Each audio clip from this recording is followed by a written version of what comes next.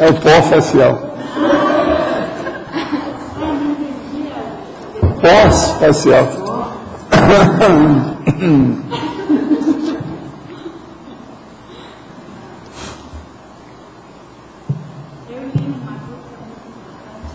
Tem muitos tópicos que pode ser acrescentado. Eu só deixei aí 30 para a pessoa ter uma ideia.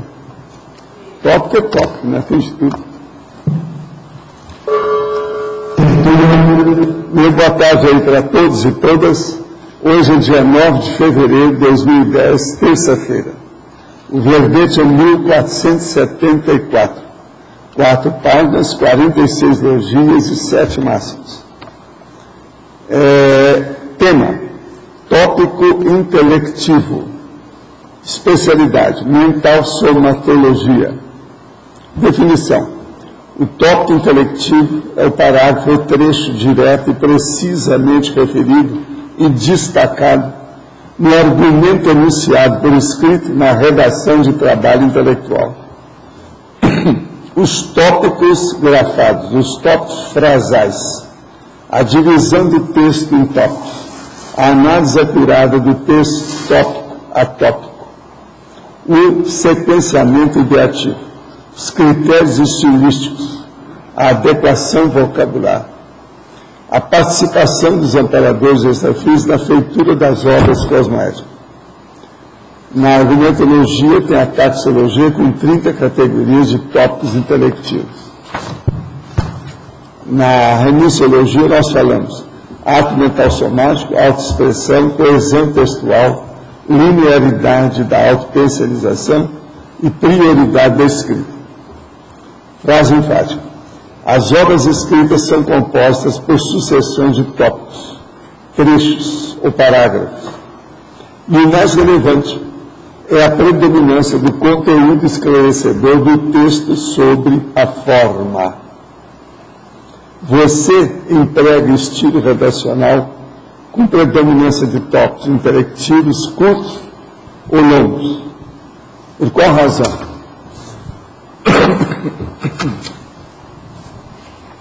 Há algum tempo estava sob ataque energético extrafísico, instalava o EV todos os dias, mas mesmo assim estava complicado. Então comecei a aurir lições de telecinesia extrafísica, um amparador muito bom. No começo apenas fazia pequenos objetos levitar de um lado para o outro, no livre room extrafísico. Depois de alguns meses já era capaz de mover grandes objetos do tamanho de um veículo. Então perguntei, qual seria a utilidade disso? Aí tive outra projeção com os meios assediadores na baratrosfera. E quando ele tentou me atacar, usei as técnicas que havia aprendido e consegui repelir e parar a consciência patológica sem muito esforço. E o pior é que só queria ajudá-la. Por que algumas consciências recusam nossa ajuda cosmoética? O senhor utiliza tais técnicas de autodefesa em suas projeções? Sim. Mas o mais importante mesmo é a energia. A energia junto com a intencionalidade e a força de vontade da pessoa. Levando em conta o que muitos filósofos já disseram, que a música acalma a alma, estimula certas energias, por que a humanidade, no decorrer de sua evolução, sempre precisou de música? Qual seria a importância da música em nossa fase evolutiva atual? Olha, a música, em certos casos, pode ajudar, pode ser até terapêutica. Mas agora o que tem é o seguinte: há muito desvio do tempo das energias e perda de oportunidades com o processo de som. Isso aí acaba ficando por aí mesmo. Você roda, espreme, às vezes não dá nada. Então é muita autotapiação com música. É o que acontece mais, né? É um pouco patológico. Um texto psicográfico pode ser um exemplo de participação dos amparadores extrafísicos na feitura de obras cosmoéticas. Como identificar quando tal se dá? Primeira coisa é a seguinte: a maioria da psicografia ela é infantil. O resultado é infantil, pouco, e às vezes também tem muitos erros, onde vista anticosmoético, devido ao processo de fanatismo. Então isso tudo tem que ver. Problema de emoção, fanatismo, e também falta de desenvolvimento da racionalidade parapsíquica. Isso tudo a gente tem que ver. Agora, tudo é possível, dependendo do conteúdo, da qualidade do conteúdo, das mensagens recebidas. Cientistas conseguem detectar sinais de consciência em série de paciente em coma. Agora, eles viram o resultado do paciente que estava em coma há muito tempo, então apareceu agora recentemente, eles conseguiram detectar sinais e agora estão tentando ver se entra em contato com a paciente nessa condição. Criança de 11 anos dá à luz um bebê nos Estados Unidos. A mãe e a criança passam bem, segundo a avó. Caso de gravidez mais precoce é registrado todo o Peru, aos 6 anos. Quer dizer, a menina deu à luz com 6 anos de idade. Agora, o que eu sempre acompanhei, eu vi vários casos, é de 9 anos. 9 anos é comum. Agora, de 6 anos, essa do Peru, gravidez precoce, é a pior delas. 6 anos de idade. Isso é que é mãe. Ela. Agora, eu quero dizer para vocês que hoje o Dreamvex completa a sua maioridade, 18 anos. Então, a turma da Sinvex precisa saber disso. Tem alguém da Sinvex aí? Então tá. Então, palmas para vocês. A New Generation. A New Generation. Agora, gente, hoje eu quero falar uma coisa que às vezes eu costumo dar essas dicas, mas hoje eu vou dar uma dica, mas não posso falar tudo. Só uma parte. O caso é o seguinte. Tem um filme que está passando na televisão, Telecine, etc. Tal. O filme é do ano passado. O filme é um drama, mas ele tem muita nudez e tem muito processo de sexo. Eles sempre abusam, a pena. Devia ter diminuído aquilo. Agora, é só proibido para crianças até 16 anos. Quer dizer, 16 já é o Código Penal, aquele negócio a pessoa já pode ver. Agora, o filme tem quase 2 horas, são 118 minutos. Agora, é um dos melhores filmes de drama que eu vi nos últimos tempos. Foi feito o ano passado. A atriz é aquela Kate Winslet. Ela é fora de série, a grande atriz. E o camarada principal é aquele Ralph Fiennes. Você sabe o que é? Fiennes. Aquele cara também é bom. Agora, o que é que se passa? Eu não posso falar, porque senão perde a graça o filme. Se alguém aí quiser ver o filme, anota aí que eu vou dar onde é que pode ver o filme. Hein? O leitor, vocês viram? Então tá. Agora, o que é o mais importante, a maior cena que eles não souberam aproveitar? Vocês têm uma ideia? Tem uma cena do filme, bateu tudo o resto. E ninguém, acaba o filme, eles não explicam aquilo. Os caras são burros, não souberam usar o material que tinham. Vocês lembram de alguma cena assim impactante? Hein? É no tribunal, mas qual a cena? Isso.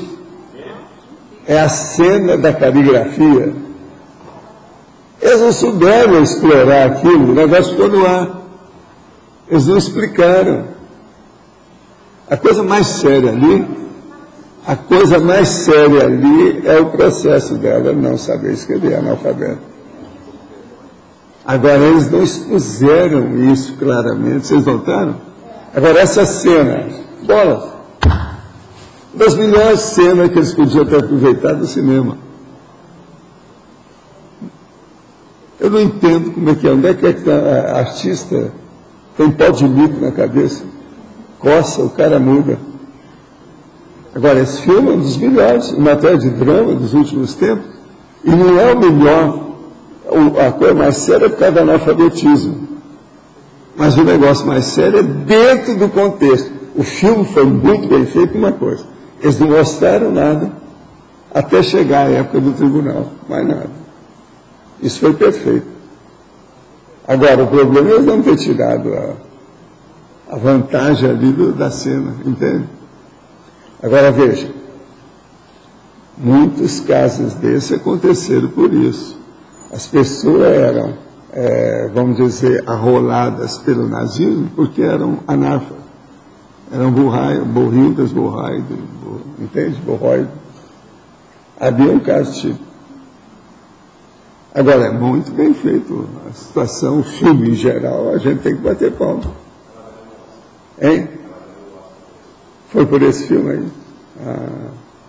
Então é isso. Eu só sei que eu estava lá vendo, quando eu vi as coisas, eu fui ver o que era. Não, eu quero ver por causa do o Fiennes, que está nisso aí. Que esse cara, a cara de boboca danado, mas ele é bom ator. Então eu quero ver se o filme é dele, é do ano passado, o filme é de 2009, sabe saber por quê. Quer dizer que vocês estão acompanhando, hein? Todo mundo aí já viu o filme? Né? Não? Você quer ver o filme? Então, ó, se quiser, anota aí.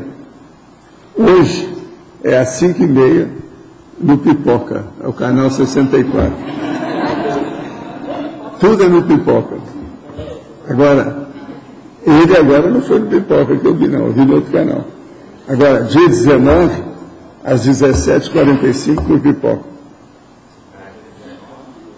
No dia 19, às 17h45 no Pipoca. E no dia 22, às 1h50 da madrugada, no Pipoca de novo. Tudo é um processo de Pipoca. O Pipoca é o 64, você sabe, né? Eu estou dando o que eu posso para mostrar para vocês o que é. Agora, o filme é das coisas aí que eu tenho estudado. Eu nem não sabia, porque eu não tenho seguido essas coisas do filme há muito tempo. Entende? Agora, o problema dos nazistas, a situação, a perfeição, o drama que tem ali é terrível. O drama da mulher, o drama do homem, o drama do povo, o drama das vítimas.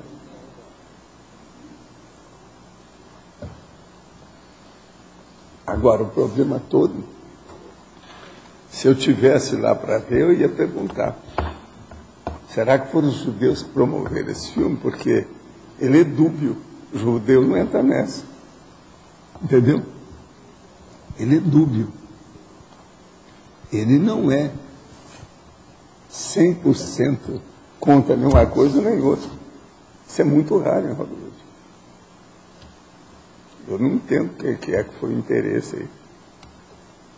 Agora, com o Oscar, quer dizer que esse filme ganhou o Oscar, essa coisa toda? Eu não estou sabendo, né? Hein?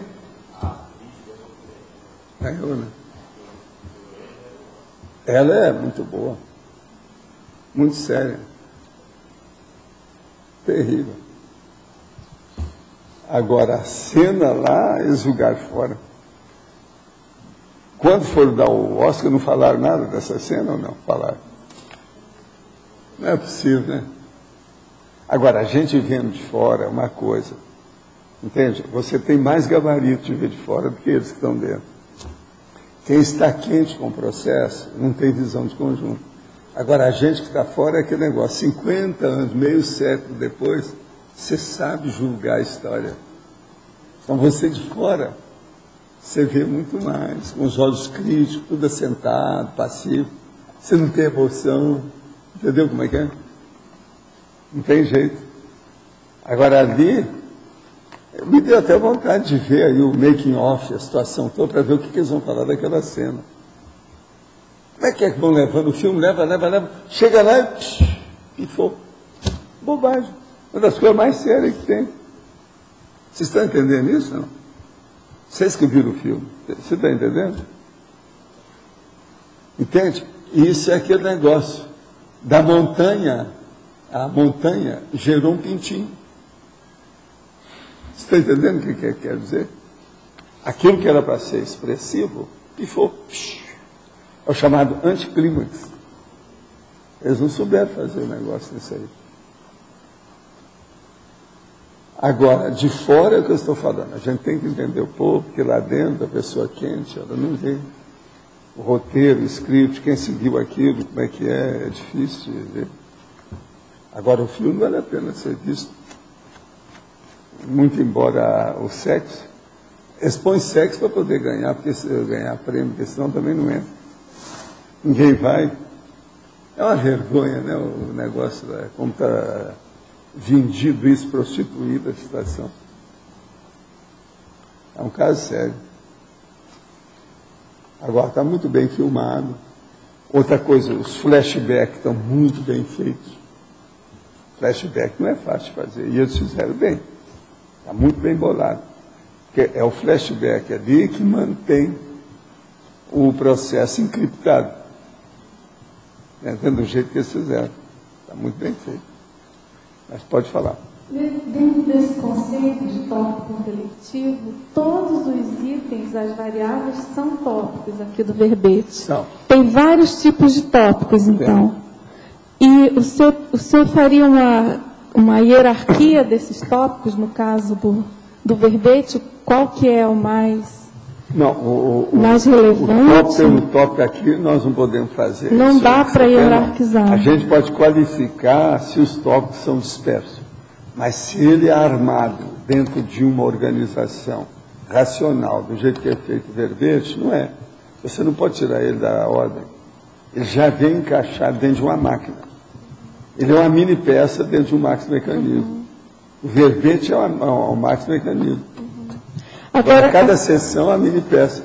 Essa aqui, por exemplo, está com 46 ao todo. Agora, você podia discorrer sobre essa questão da picotagem? Outro dia você comentou um pouco da facilitação para o leitor e do tamanho do parágrafo. Coloque na posição dele, sempre você jejuna. Você acabou de chegar na posição dele.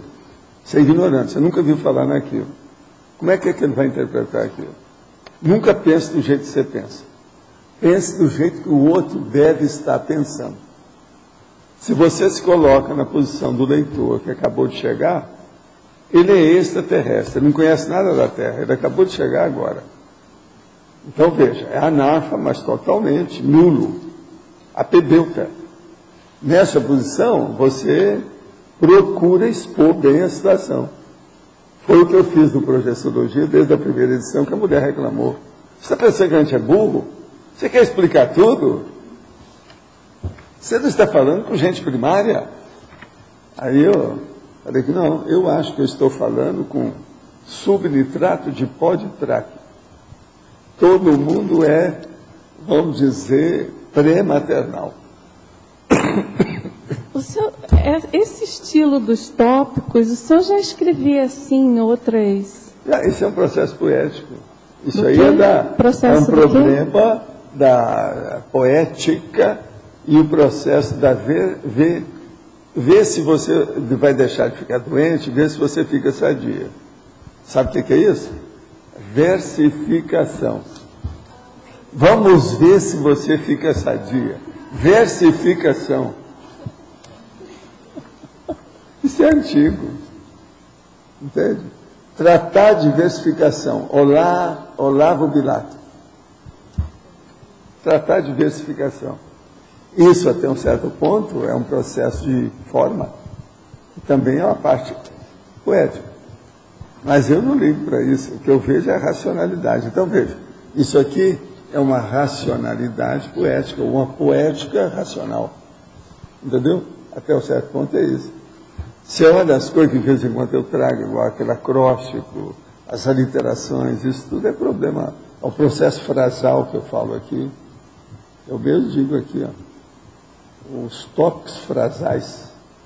Frasais quer dizer frasísticos, frásicos. Tem vários nomes para isso aí que eles usam. Agora, eu não estou aqui usando os negócios que eles gostam de grafema. Você está entendendo? Essas coisas todas. Eles gostam de mostrar, são besteira. O que eu quero ver é racionalizar a coisa certa. O ciclo, redigir, ler e revisar. Isso é terrível, só essas três. Isso aqui é terrível. Agora aqui, o ciclo, leitura do autor, leitura do leitor.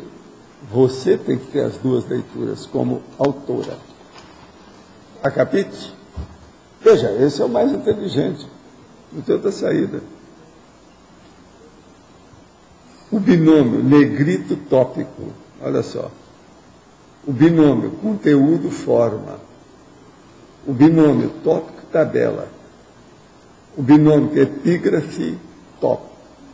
Como é que você vai distinguir o que é epígrafe e o que é tópico? A pessoa tem que estudar. Agora o binômio, tópico, subtópico. Valdo, aqui. Você podia falar um pouco mais sobre o tópico complexo? O tópico complexo é a hora que você está mostrando um assunto sofisticado, usando palavras que não são comuns. Não o quê? Usando expressões, palavras, vocábulos que não são comuns. Por exemplo, vocábulo da área nobre da ciência, da linguagem científica. Entende? Então aí é um tópico complexo. Agora, esse tópico pode ser curto, pode ser longo. O povo às vezes fica pensando que precisa ser um tópico muito longo, ou uma frase bem longa, sem pontuação. Não. Às vezes pode ser uma coisa muito curta, mas carregada, pesada, intensa. Isso tudo a gente tem que ver. Você entendeu? Tá. Tinha outra pergunta com relação a outro assunto, sobre empresa conscienciológica. Né? O senhor fez uma definição de EC no 700, tem alguns outros livros também, mas assim, para mim não ficou muito claro ainda, porque assim, as pessoas têm uma noção de que a pessoa está na conscienciologia, abriu uma empresa e então aquela é uma EC. E pela definição não é necessariamente do proprietário, quer dizer, o empresário. Você tem que perguntar para ele se ela é uma empresa conscienciológica ou não. A empresa conscienciológica seria conscienciocêntrica. Pois é, o que é o seria determinante? A orientação técnica de alto nível de organização cosmoética, de assistência. Então seria uma empresa no fim assistencial. Não com fim lucrativo. Hein? Não com fins lucrativos, sempre. Toda empresa precisa ter rendimento econômico, tem que ter lucro. Mas agora o problema é ela aplicada com fins e objetivos de assistência. Por exemplo, pode ser uma empresa de coisa errada. Não, entendi. Dependendo qual é o objetivo que eles estão tentando com aquela empresa. Entendi. Mas, por exemplo, se você... Eu entrei em empresa para fazer em áreas que eu não desejaria trabalhar. Mas eu entrei como infiltrado, para acabar com determinada coisa negativa lá dentro. Mas assim, se você... Isso até um certo ponto, a empresa que eu criei, ela não era de fachada conscienciocêntrica, mas era totalmente conscienciocêntrica. Aqui demorou anos até mostrar que era. Essa que você entrou e que... Eu era infiltrado. A tua postura era... Eu fui lá para ajudar a acabar com uma empresa, que era uma indústria muito maior que a minha. Mas no caso não era a tua postura que estava sendo conscienciocêntrica? Sim, mas a postura aplicada na empresa. Hã? A postura aplicada na empresa, na finalidade da empresa, na situação toda dela. Entendi, mas para a empresa, poder dizer assim, essa empresa é uma empresa conscienciológica, não tem que ter uma cultura generalizada? Não, o ideal é isso, o ideal se puder, né, para ficar bem claro, mostrar tudo, fazer assistência. Outra coisa... Agora, quem sabe disso é o dono da empresa, é o empresário, é o empregador, é o gestor proprietário. Tá, outra dúvida, porque assim, se você faz uma empresa com fim lucrativo, obviamente, você está priorizando, o prioritário é o lucro. Se abrir uma empresa para... Toda empresa, o prioritário é o lucro. É. Se a empresa não dá resultado, deve fechar logo. Quanto mais demorar, pior fica. Então, o que gera dúvida até em algumas discussões que a gente teve, debate sobre EC, é que não ficou muito claro assim, para mim e para outras pessoas também, a questão da assistência versus a lucratividade. Isso aí você pergunta para o dono da empresa, a intenção dele. Quem tem boa intenção tem boa assistência. Quem tem discernimento tem boa assistência. Isso que eu estou falando, empresa, eu não vou pôr a mão nessa cumbuca. Olha aí, qual a intenção das pessoas, o que eles querem com aquilo. Então a gente pode definir assim... Uma pessoa pode criar uma empresa aqui, Luiz, para derrubar as outras lá na frente. E aqui, aparentemente, parece que está tudo bem. Tudo tudo é negócio, precisa examinar muito. Então a gente pode definir que uma empresa conscienciológica é uma empresa que faz ajuda aos outros através daquele trabalho. Só o que ela dá, o emprego que ela dá, a situação, o objetivo dela, que é positivo, se aquilo ajuda a saúde dos outros, se ajuda a comunidade. Então ela é conscienciocêntrica, ela está pensando na consciência ante tudo. Aí só aparece lá no fim. Mas assim, o que eu estou insistindo, porque assim, isso não é o normal de qualquer empresa ética, ela fazer o mínimo para... Uma pessoa, por exemplo, pode ter uma empresa ética muito bacana, pelo menos falam que é bacana, em matéria, por exemplo, de processo que está criando problema com poluição. No entanto, eles têm argumento para aquilo, tem advogado que defende, suja rio, suja terra, joga mercúrio nisso, joga mercúrio naquilo. Não, tá, mas uma empresa que não faz isso, mas é que ela prisa pelos seus colaboradores, ela ajuda, faz assistência até certo ponto, mas não tem um enfoque nenhum da conscienciologia. Então ela é uma pergunta, deve ter muitas por aí, que tem uma consciência conscienciológica, nem sabe que tem. Então é isso que eu queria entender. Tem pessoa fora de série que está ajudando muitos outros e não tem nada de ideia nossa. Então essa também dá para se chamar uma EC, no caso. Não, mesmo que ela não... vamos ver, né? Hã? Se eles não têm nem consciência disso, você não pode chamar. Se o dono daquela empresa nem sabe que isso existe, você não pode chamar que seja. Ele vai rir na sua cara. Pois é. Não, digo para nosso entendimento, né? Não, a gente tem que entender. Tudo depende do resultado da empresa porque lá nos e a intenção dos empresários. Porque lá no 700 você colocou que tem que existir, para uma empresa ser conscienciológica, tem que existir consciencioterapia, isso é ideal. Pois é. Aquela 100% mesmo é isso. O ideal seria reunir todo mundo, usar estado vibracional. Pois isso é. Deu certo. A primeira que quis formar com isso foi o Brasil Beach aí do Júlio, que veio para cá para fazer isso. Agora, depois eu teve problema com o pessoal, porque não olhou direito os detalhes do pessoal. Aquilo deu na cabeça dele. O pessoal é muito importante, uma das coisas mais sérias. O mais importante da empresa é o pessoal, a gente que trabalha lá. Porque a empresa foi feita para ajudar outro pessoal, que é a humanidade. Então, se o pessoal não é bem atendido, está danado. Ou se cria problema, está danado. Valdo, na Unicim deve ter um material lá que fala sobre empresa, inclusive que você deu mais de uma palestra sobre isso, a gente já registrou. Tem bastante material lá, entendeu, Luiz? Vai na comissão de conselho de empresa, acho que é hoje, né? De isso. Tem muita coisa. E ele falou de empresa ética, por exemplo, o Instituto Etos, que regula todo o processo ético das empresas. A Souza Cruz, ela é associada ao Instituto Etos. Aí eu pergunto, a Souza Cruz é uma empresa ética? É que você falou, né? Você acabou de falar. Por aí.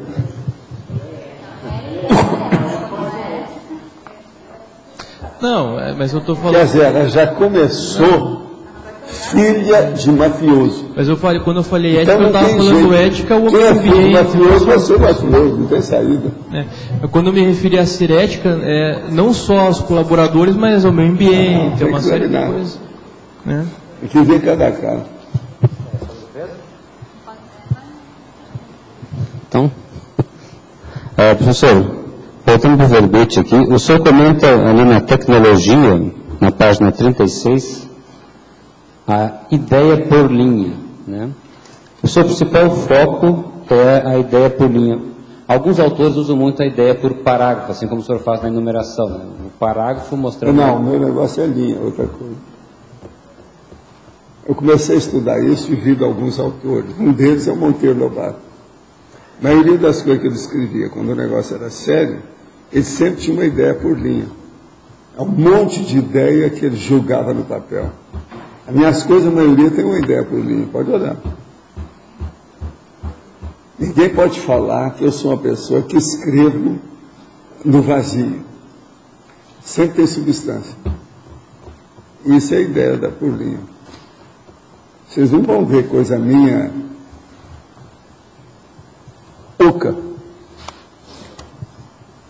tem nada oco. Estou sempre defendendo alguma ideia séria e clara, explícita. Às vezes, numa linha, o senhor pode acabar, por exemplo, na fatologia. Às vezes, numa linha, eu falo 9 ideias. Exato. Pega lá no consensograma. Consensograma é um modelo disso aí. É pelo menos uma ideia. Pode ter N ideias em uma linha. Vamos dizer. Não, é isso que eu falei aqui. Ó. A técnica da ideia por linha. Te vira, para começar. Tem gente que escreve um livro e não dá nenhuma ideia. Professor Valdo, convidar ele para fazer o enumerograma, para ele entender o que é uma ideia por linha, porque é o sentido de densidade, não é assim, cada linha você tem que encontrar alguma coisa, é densidade de ideia, entendeu? Então, convido você a fazer o enumerograma. Mas mesmo é o que eu estou falando, vou repetir para você. Pega o consensograma, que às vezes numa linha só você tem 9 ideias. É que eu até comprei. Isso é síntese. Um livro que é a escrita por parágrafo, né? Então, alguns autores colocando assim, detalhando o parágrafo, colocando a ideia central. Agora, de modo geral, vamos falar agora do ponto de vista de esquema de escrita. O jornalista, de modo geral, eles gostam mais de frase curta que vai direto aos finalmente. O gongórico, o literato, ele gosta de estender as coisas, dar uma opção de detalhes, etc., até chegar nos finalmente. Isso é que é a regra do processo.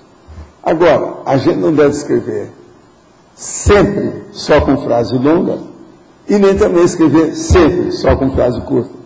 Isso é bobagem. Porque aí a forma está mandando o seu conteúdo. É o seu conteúdo que vai escolher se as frases são curtas ou longas. Mas agora, a sua estilística vai determinar o que predomina com o passar do tempo. A estilística. Então, o caso sério é esse.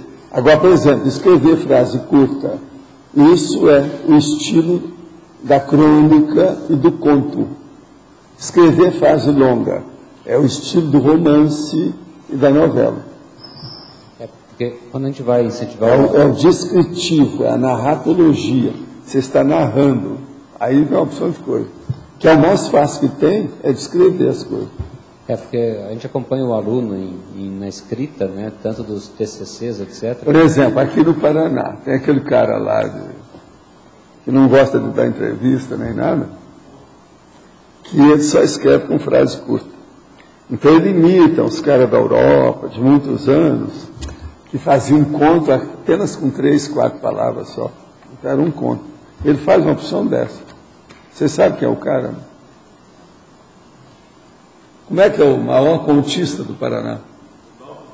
Dalton Trevisan, que é o nome dele. Ele é de Curitiba. Não gosta de dar entrevista nem nada. Eu já ouvi assim na rua. Ele parece meio misantropo. Esquisitinho. Hein? Ah, foi, né? Uma outra questão que o senhor coloca aqui também, na página 37, é quando o senhor coloca ali na ciclologia, o ciclo leitura do autor, leitura do leitor. Eu falei aqui agora há pouco. Traduz aqui, né? Essa leitura do autor, então, é você revisando o seu texto. Basicamente é isso. Lógico. Não, te vira, né? Vê o que você faz. O que é? Qual texto você tem? É o texto meu ou é o texto seu? Se é o texto seu, é a leitura de vocês, do autor. Se é o texto meu, é a leitura do leitor que está lendo o meu texto. Tá, mas agora, você junta uma coisa com isso. O ciclo entra aí. Quando é que você se coloca na posição daquilo que você escreveu, que você vai ler? E quando é que você coloca na posição daquilo que você vai ler, que você tinha escrito? Ah, tá, você se colocando na posição de autor e se colocando na posição de leitor. Não, leitor, que eu estava falando aqui. Tá, okay. É o mais importante. Tá, okay. Aqui na parafatologia, segunda linha, a participação dos amparadores trafícicos na feitura da obra cosmoética. Eu queria saber os detalhes, porque tem uma ideia assim, mas... Não, o amparador, ele dá inspiração para ver se enriquece o texto da pessoa, com as ideias, os conteúdos mais evoluídos, mais esclarecedores, que é a tarefa do esclarecimento. Ele inspira quando a pessoa permite. Agora, aquele boboca que vai escrever e que não exterioriza energia, é bobo, né? Esse aí nem merece mesmo muita assistência, não, e nem tem amparador, bobo. Eu queria saber mais a postura de quem escreve em relação ao Estado. Você está rindo, não tem lógica que eu estou falando, não? Deixa para lá, ele ainda tem ainda, é jejum, vai ter que andar muito ainda, tem muita água debaixo da ponte, como eu falo, para passar. E cuidado para não haver enchente.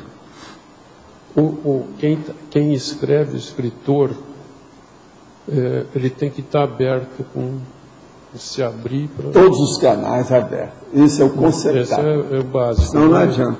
Mas o que funciona mais é o processo da inspiração. A inspiração que esteja a frequência modulada com a central extrafísica da verdade. Agora, isso que seria ideal. No teu caso, por exemplo, existe um contato direto com o amparador, inclusive para a escrita, estou falando, né, lógico. Nessa questão, eles dão dica direta. Mas agora o contato direto não é só com o amparador, isso aí é para começar o serviço. Né? A coisa mais embaixo, mais ampla, mais séria. Mas normalmente... E outra coisa, eu estou visando com todo egoísmo a próxima vida. Então eu junto essas ideias todas. Você já pensou, eu vou ganhar pelo menos meia vida na próxima vida através da enciclopédia. Mas vou ganhar meia vida. Muitas vezes comentou que o evoluciólogo aí, ele dá uma dica assim, com uma palavra, para você escrever alguma coisa. Aí entra o processo de consciência. Você dá um conteúdo, a pessoa faz um discurso de 1000 palavras com aquilo. Esse povo está tudo certo, nós estamos caminhando para isso, vocês que não perceberam. Olha só aquele processo do curso da Nara. É aquilo. Você vê um objeto e falar 200 coisas daquele objeto. As pessoas precisam de usar mais o bestunto. Então aqui, ó, bestunto. Deixa de ser besta. Usa o seu bestunto. Bestudo, quer esquecer. Tá certo? Você sabe o que é bestunto? Quer esquecer a questão. Qualquer coisa, lê aí, vê no dicionário. O que é bestunto? Deixa de ser besta. Aplica o seu bestunto. Acabou. Em vez de besta, bestunto. Outra coisa, deixa escorrer a mufa de tanto pensar. Ela tem que escorrer aqui assim, ó. Vai sair na massa cinzenta, não é massa branca não. Massa cinzenta derretida. Você esquentou muito a cabeça. Só quero entender Outra coisa, deixa a sua cabeça ficar quente. Não tem aquele negócio? Esquenta a cabeça. Não, esquente a cabeça. Eu queria que se explicasse melhor essa única palavra que ela gera um monte de coisa para você escrever. Sim. Como é que funciona? Eu queria entender melhor. Ele dá uma dica assim, aquilo abre... Ele dá uma síntese, mas aquela síntese... Um amparador chega para você e fala assim: expandir. Pronto. Uma palavra, acabou. Expandir. Eu estou mudo, não falei mais nada. Mas só falei a palavra, mais nada. Eu sou amparador. Expandir. Mas esse expandir... O que é que o amparador quer dizer com isso? Primeiro, o que quer dizer expandir? Você vai ver tudo. Mas não é só isso. Expandir é falar com passagens naturais. Então eu falo assim: vamos não mais manipular ninguém. Expandir. É claro? Se o amparador chega para você e fala, expandir, qual a mensagem que ele deu para você? Eu sei. Mas o expandir eu vou procurar tudo. Pois é, mas eu já expliquei o que é. Você já explicou. Expandir é você falar acentuando os valores da palavra, no caso, a sílaba, da condição. Entendeu? Perdulário. Isso é expandir. Está falando ali. Miserável. Escandido. Vocês estão entendendo o que é escandido? Não é só o processo poético, não é nada disso. É o problema de dar ideia. Agora, eu digo para você, eu estou dando um exemplo. Eu, amparador, cheguei para você e falei, escandir. É lógico que eu não falei escandir. Falei, escandir. O que é que eu quis dizer com isso? Qual foi a minha intenção? Do ponto de vista que eu estou falando, amplo, da abordagem grande, mental somática. O que eu quero dizer com isso? Hein? Não, mas não é só isso. Presta atenção.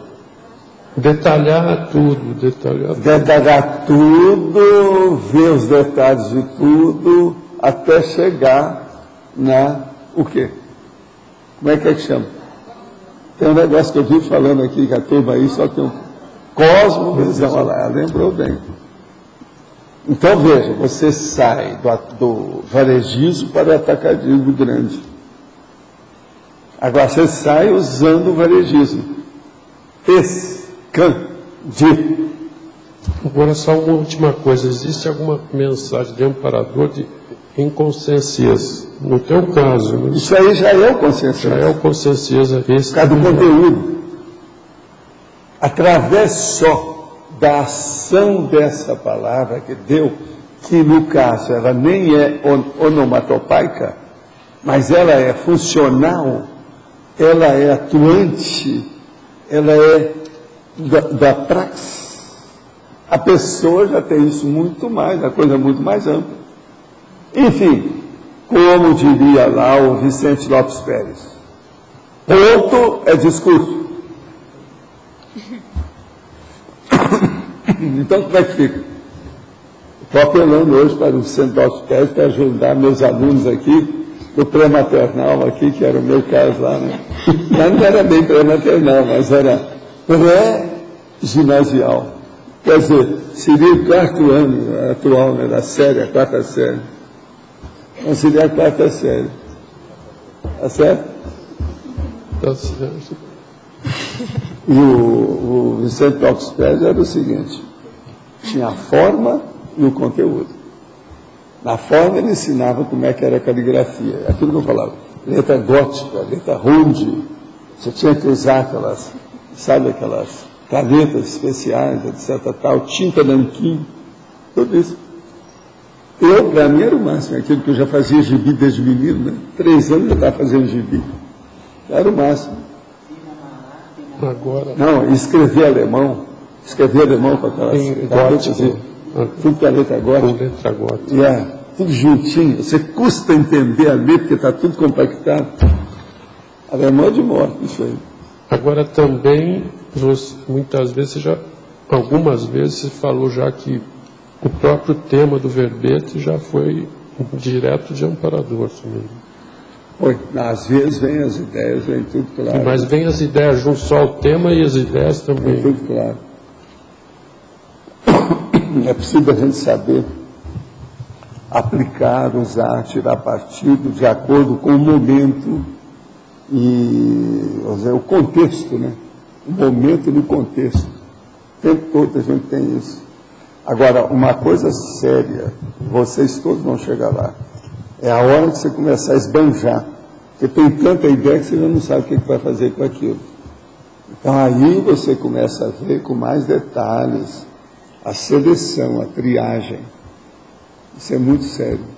Que no teu caso, com certeza acontece isso. Não, eu já tenho isso há muitos anos, só que tem que eu acho que ainda sou fraco.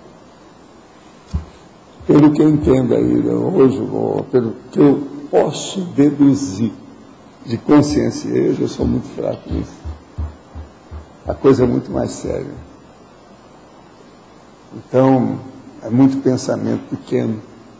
Começa o seguinte, todo pensamento de raiva, de ódio, é um processo hediondo e burro, mínimo, pequeno, regressivo, abaixo de pó de traque, quer dizer, é subhumano.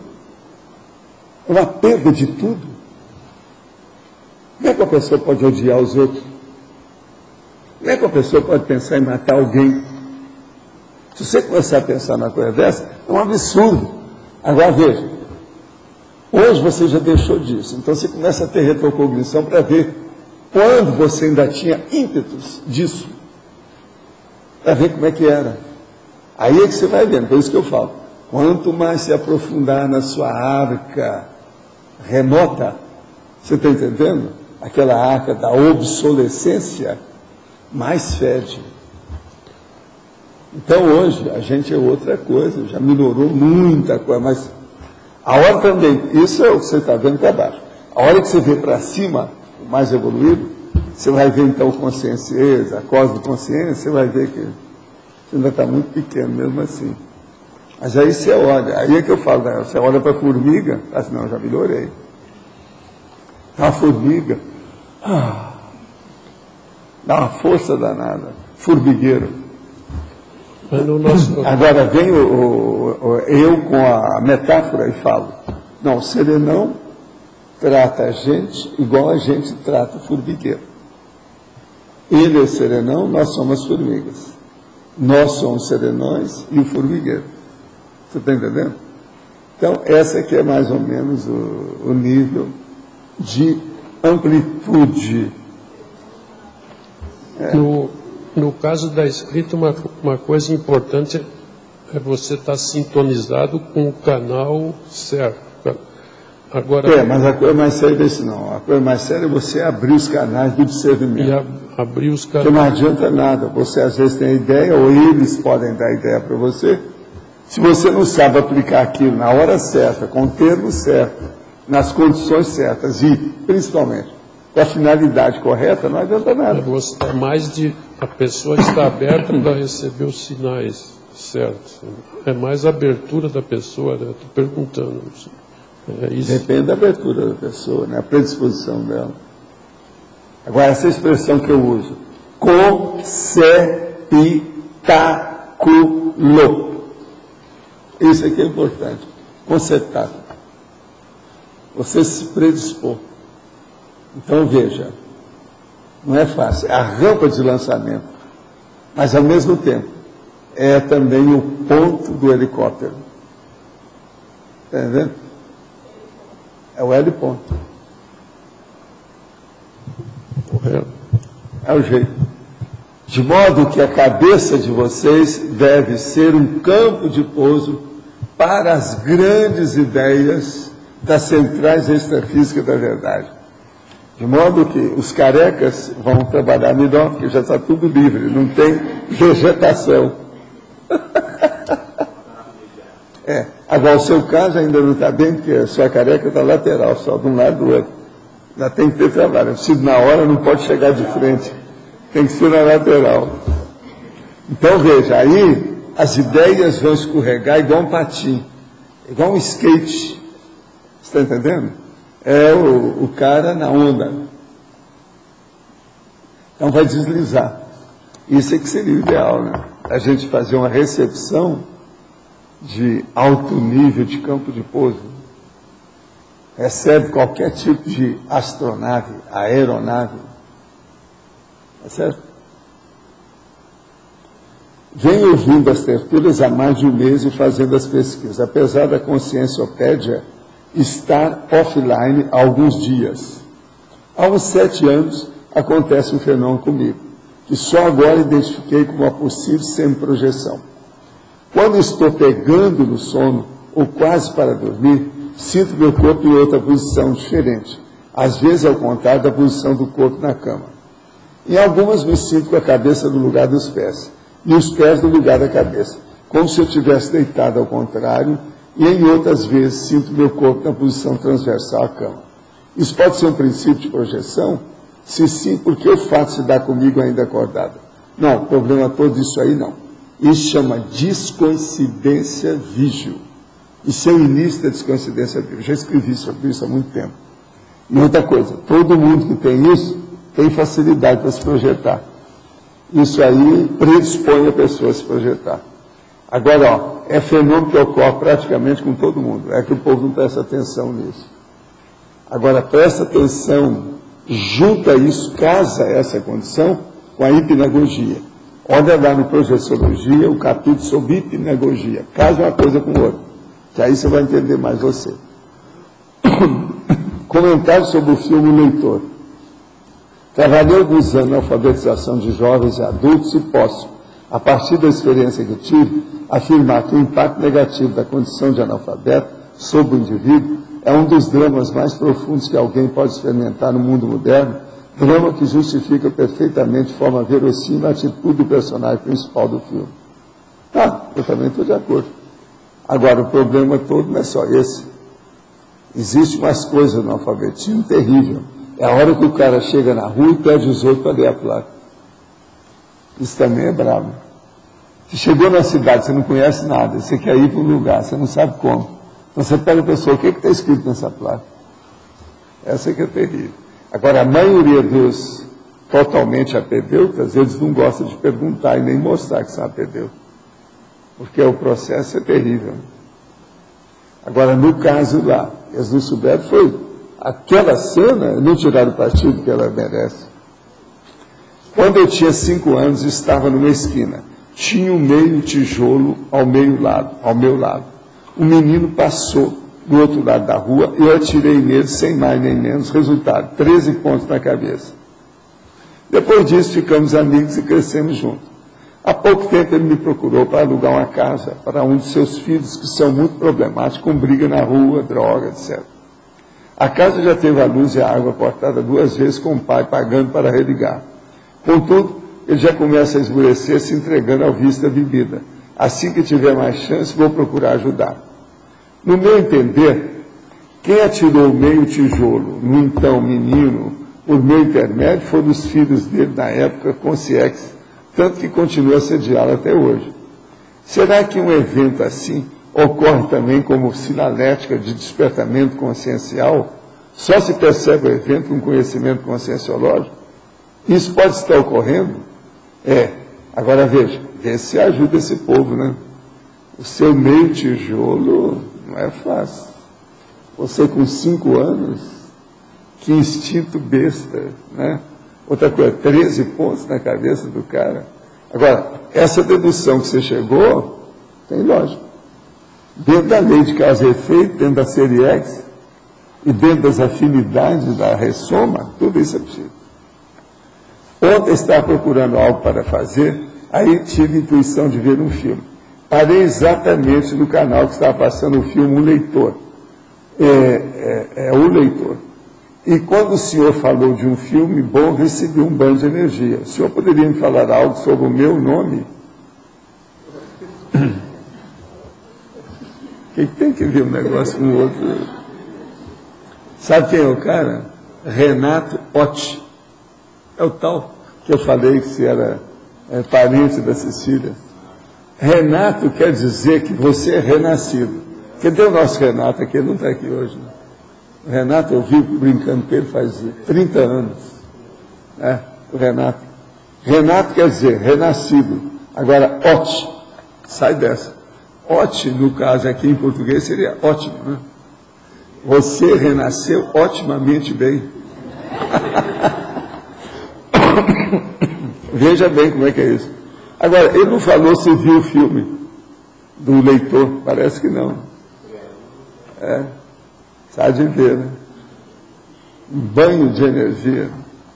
Caso sério. Mas o que mais? Quem é que está com o microfone aí? Tem alguém?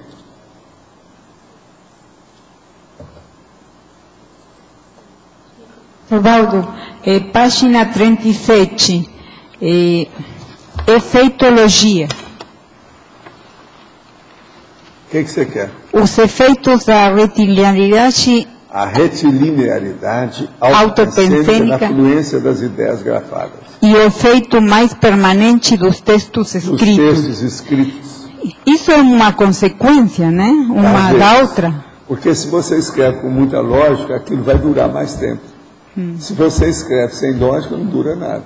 Sim. Aqui está escrevendo na água, vai desaparecer logo. Agora, professor, os efeitos da retilinearidade autopensênica têm a ver com o tópico argumentativo? Tem. Porque sem retilinearidade autopensênica, toda atividade intelectual da pessoa é pobre. Para ser enriquecido, tem que ter lógica naquilo que a pessoa fala. Tem que ter uma fluência racional naquilo que ela interpreta, aquilo que ela deduz, o que ela argumenta. Isso favorece a capacidade da síntese? Também. Não só a síntese, mas a coisa mais séria, a análise. Análise, que é hermenêutica, mais analítica. É exegética, que é abordagem. Sim. Então, por exemplo, na abordagem, a hora que você está picotando a realidade, que você está sob análise sob a sua análise, aquilo ali é o mais importante, porque é dali que vai sair a síntese. Então, um monte de material que você tem na mão, você vai escolher um só para dar a síntese. Então, da análise, você está partindo para a síntese. Então, o processo muito sério é a análise. Muito embora, o que interessa lá na frente é a síntese. Entende? Então, como é que é? Quem é que vai topar enfrentar o tópico? Tem alguém? Né?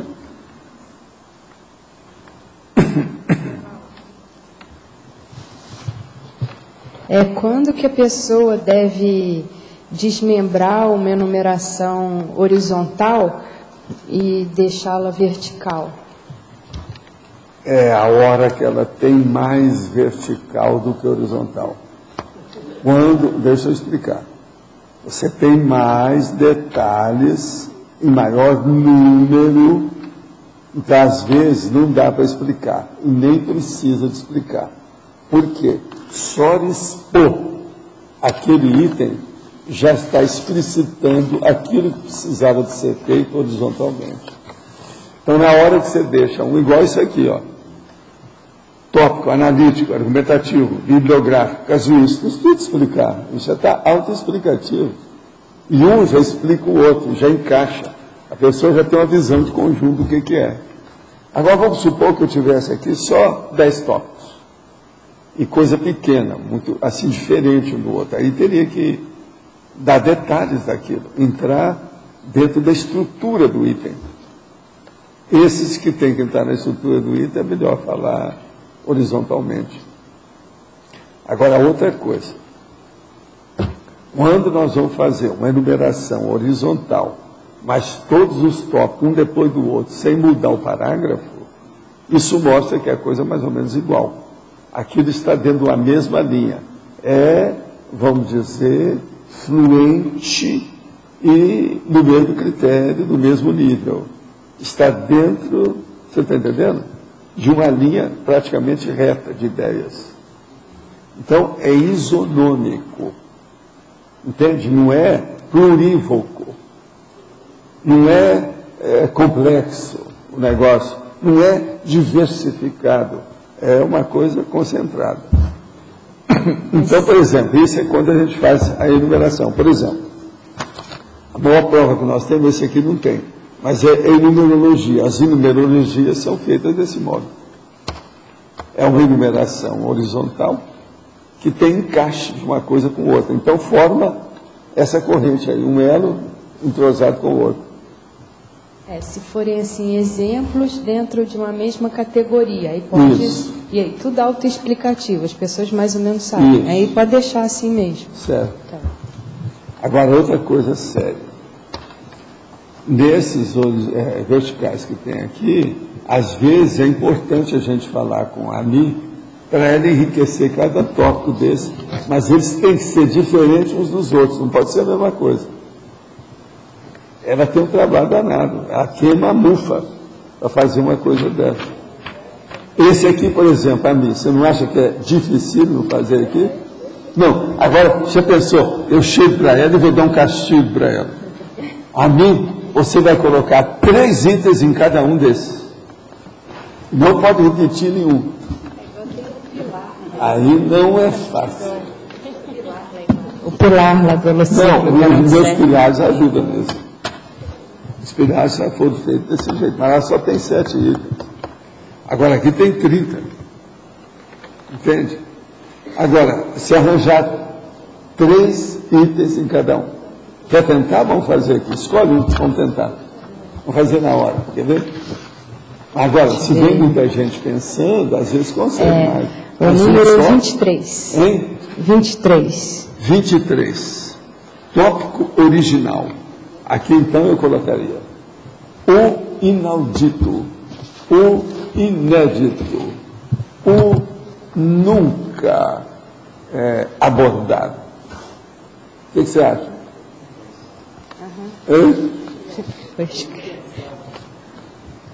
Posso escolher outro? Esse até que é fácil, né? Então eu vou escolher outro. Qual outro? Alguém quer falar um? 27. 27. Retórico. O gongórico. Não, e por aí vai. O que você tá? Já bateu a charada, né? O que você quer? Mas aí tem outras coisas que você pode entrar. O 9, crítico. 9. Crítico. A refutação. O dedo na ferida. O nó górdio. O busilis do contexto. E por aí vai. Você está vendo? Eu posso aumentar tudo que eu faço, tudo que eu escrevo. Eu não aumento para deixar para vocês estudarem, né? A situação aqui.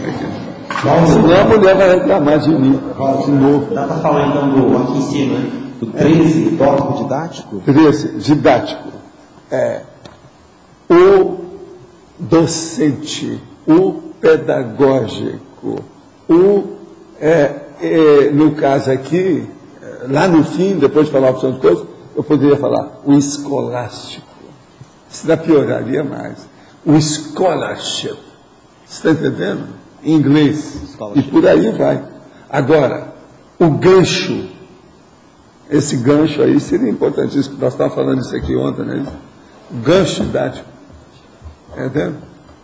Agora, o pedagógico. Só esse aí já pegou tudo. Hein? 26, o refutador. Não, esse aí é o mesmo do crítico, né? É só você ampliar aquele negócio da refutação. A confutação, o grande debate. Entende? Por aí vai. A polêmica, a réplica, a tréplica. Entende? A conjuração das ideias. Entende? E por aí vai. O 2. Vocês gostaram, né? Vocês é que tem que fazer. Aqui. Mas vamos lá. Argumentativo. Como é que vocês vão usar? De argumento. Vamos ver vocês. Vamos ver. Não, mas dialeto você já usou lá embaixo. Você não, já usou, não? Sabe? Então vai. Dialeto. O que mais? Analítico. O que mais? É o hermenêutico. Agora veja, o pesquisístico. O que vocês acham? Esse chateia, né? Pesquisístico. Não, o racionalístico. Não é o racional. Aí para colocar mais ou menos do jeito que está aqui, o argumentativo. Tópico argumentativo.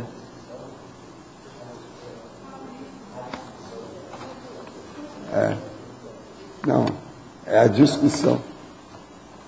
Mas vocês entenderam? É isso que a Mi faz, sozinha, quieta, no canto, em silêncio. É no computador.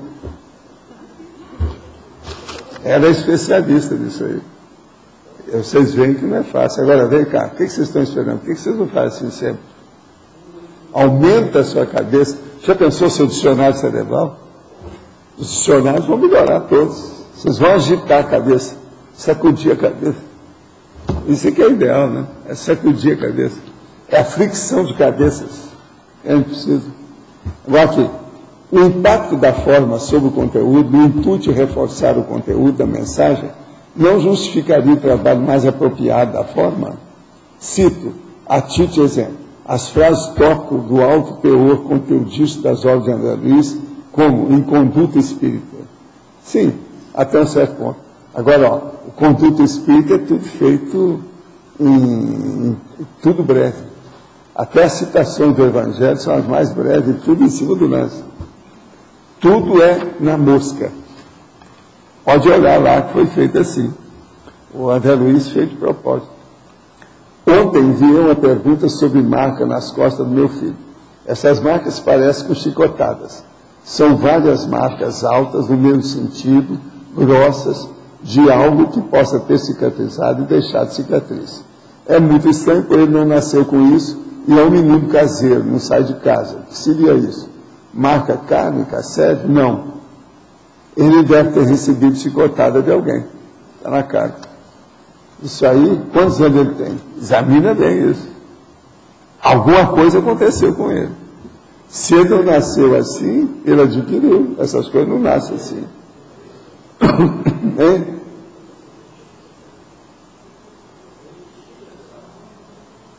O que tem? Não é repetido, ele está falando o que ele falou. Continuação. Agora, ó, isso ele arranjou de algum modo. Alguém bateu no menino e ele não falou nada. Alguém não viu. Ou ele bateu em alguma coisa, que às vezes também pode ter sido um trauma, um acidente, bateu em algum lugar, começou a fazer isso que nós chamamos de vergões, pode ter sido. Trabalha em uma clínica com massoterapia. Alguns meses chegou à clínica um rapaz de 31 anos. Ele tem uma raiva, ira constante e diz que o capeta sofre no ouvido dele e ele filtra algumas coisas. Na clínica eu acabei ficando mal, com baixa energia, depois que atendia a ele.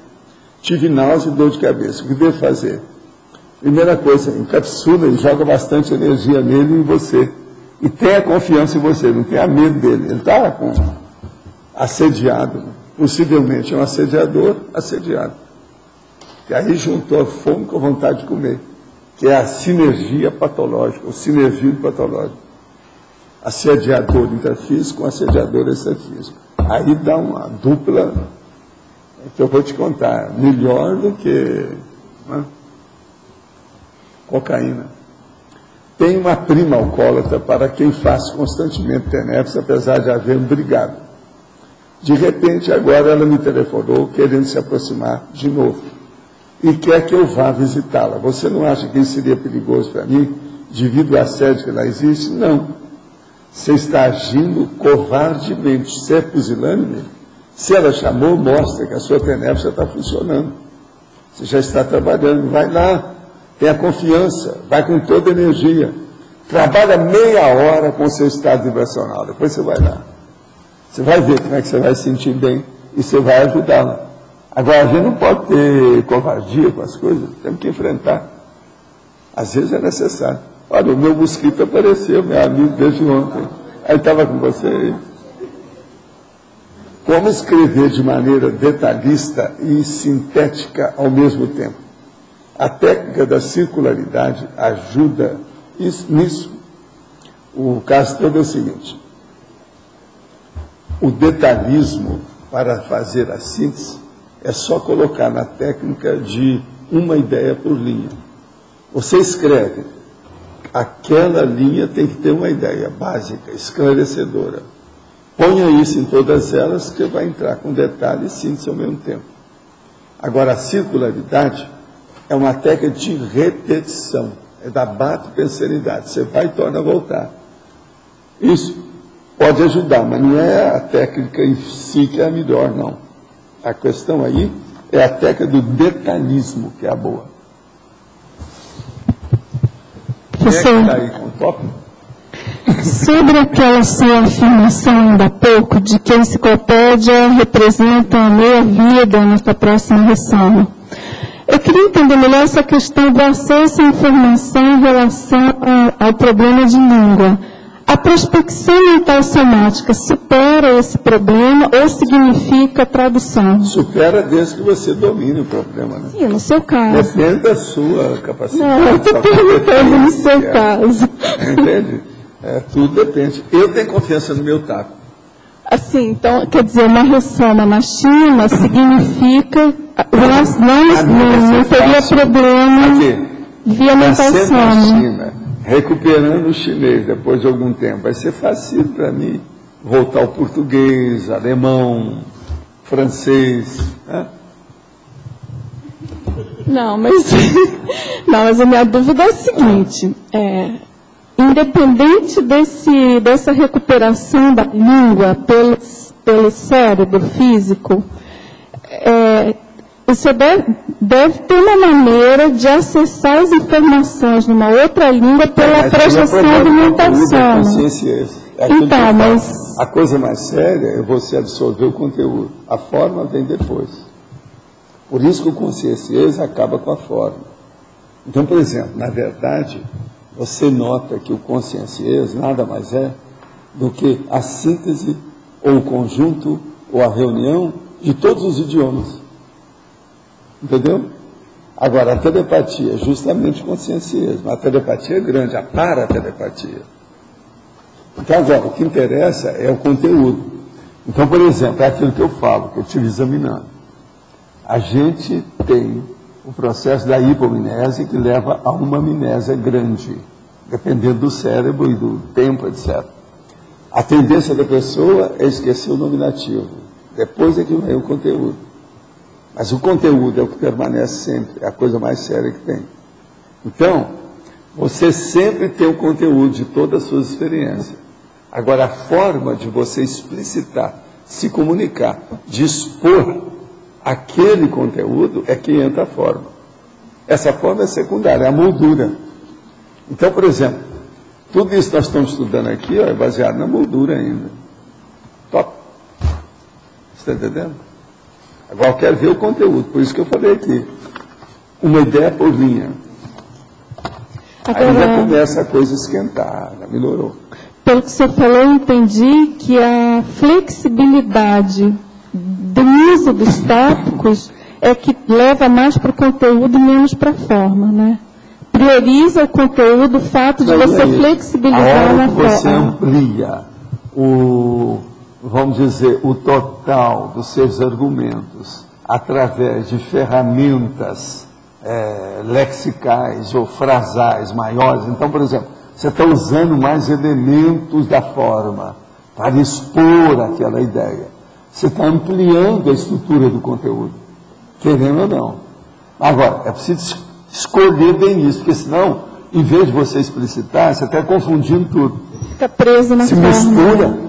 E outra coisa, se você enrolar uma coisa que é dessa linha, você está colocando a outra, se examinar se há afinidade, se aquilo há uma interatividade do processo, que senão não adianta nada.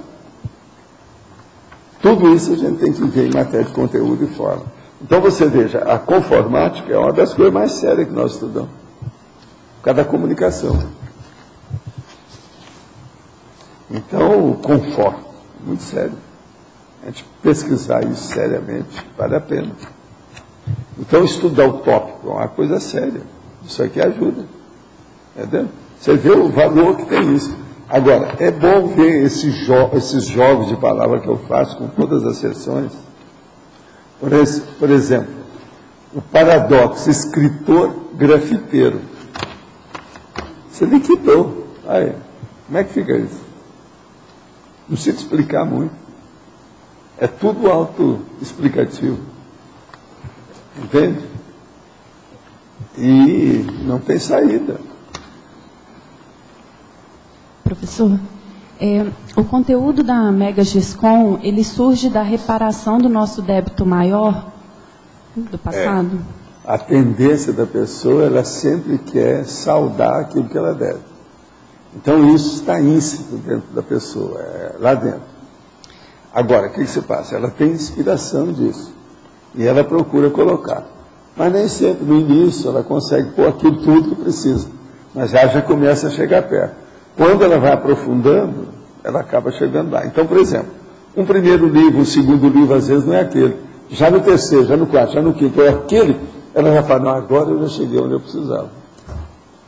Aí a pessoa se instala no essencial dela. Aí é a obra-prima. Então, anos antes mesmo, a pessoa não escrevendo aquele determinado assunto, ela já está no já caminho. tem um vislumbre do ela assunto. Já está sentindo o cheiro, mas ainda não sabe bem como é que é. Ouviu o galo cantar, mas ainda não sabe, está começando só. Tá certo? Mas quem é que quer topar mais alguma coisa do tópico? É você? Eu estou entupindo vocês de tópicos hoje. É isso? Né? Sr. Valdo, dentro da escrita conscienciológica, nas obras para desenvolver mais a ciência, o senhor acha que o texto, qual a porcentagem que o texto deve conter de síntese e de análise? Nós devemos escrever textos mais analíticos ou mais conclusivos? Não, deve escrever os dois juntos, simultaneamente. Então você vai pela análise, depois você faz a conclusão. O grande texto, todos eles têm que ser assim. Você não pode ficar só na análise, porque senão ficou inconcluso. Também você não pode falar só em síntese, porque senão você não explicitou até chegar lá.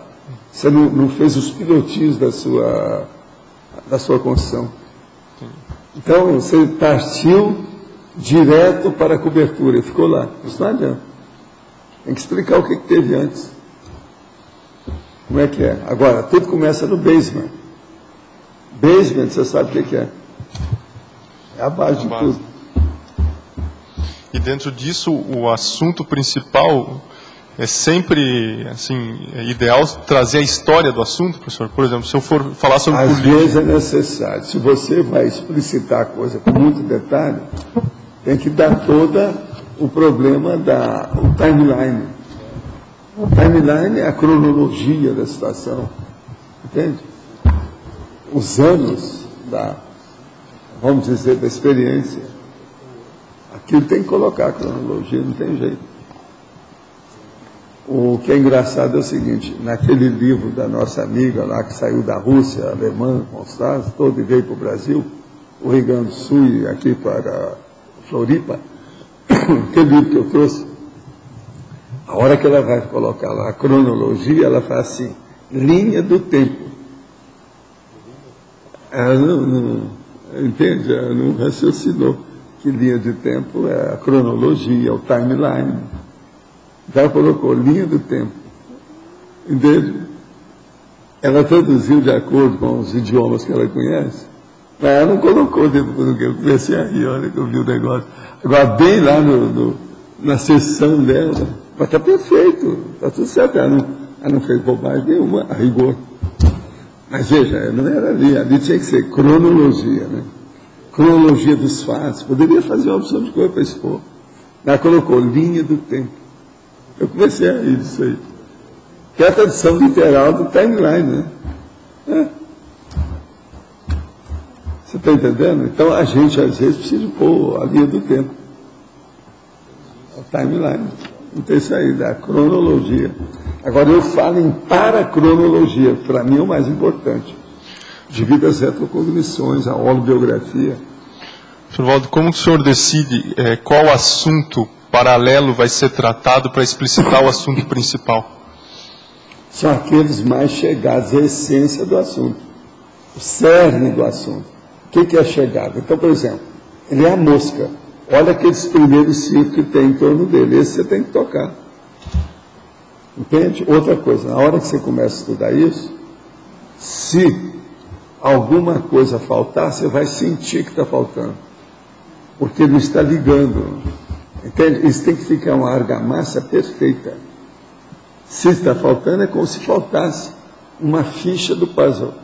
Está faltando uma ficha. Entendeu? Faltando uma peça do puzzle. Ficou em branco.